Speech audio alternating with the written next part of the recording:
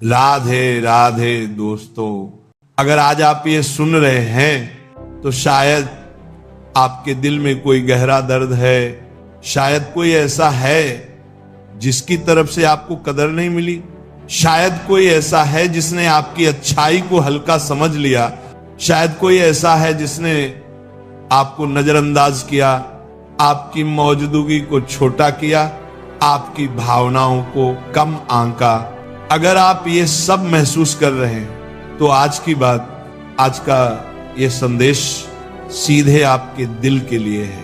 क्योंकि जीवन में सबसे ज्यादा चुभता क्या है? धोखा नहीं, रिश्ता टूट जाना नहीं, दूसरों का बदल जाना भी नहीं।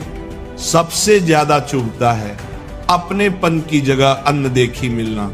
जब आप दिल से जुड़ते हो और सामने वाला दिल से दूर रहता है, जब आप उनकी चिंता करते हो और वे आपकी भावनाओं के साथ खेलते हैं, जब आप उनकी खुशी चाहते हो लेकिन वे आपकी उपस्थिति को भी महत्व नहीं देते, तो अंदर एक ऐसा खालीपन बनता है जिसे शब्दों में बयान नहीं किया जा सकता। लेकिन आज बस कुछ पल शांत होकर सुनो, क्योंकि ये वो सच्चाई है जो आपका दर्द हल्का कर देगी।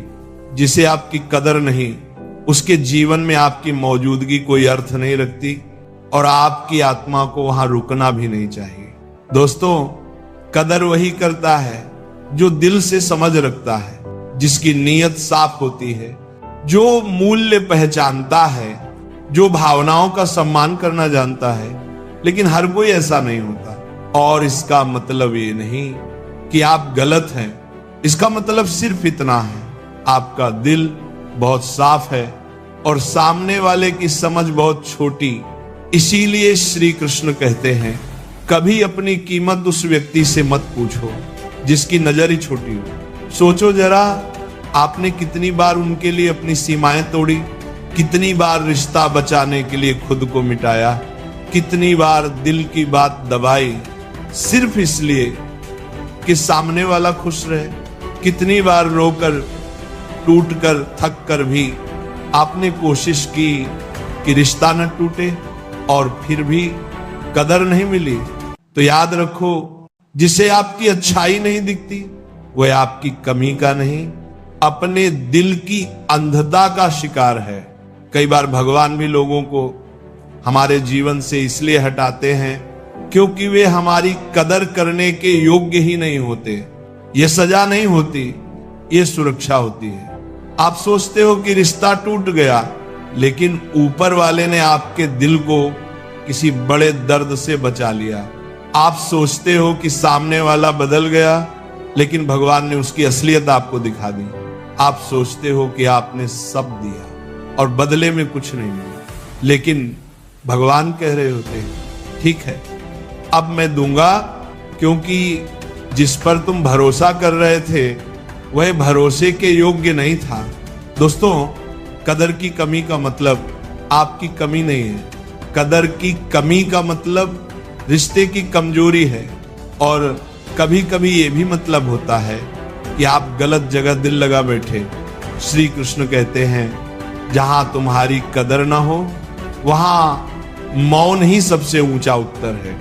क्योंकि जो आपको खोने से नहीं डरता वह आपको रखने के योग्य था ही नहीं। जो आपको हल्का समझता है वह आपकी गहराई को समझ नहीं सकता।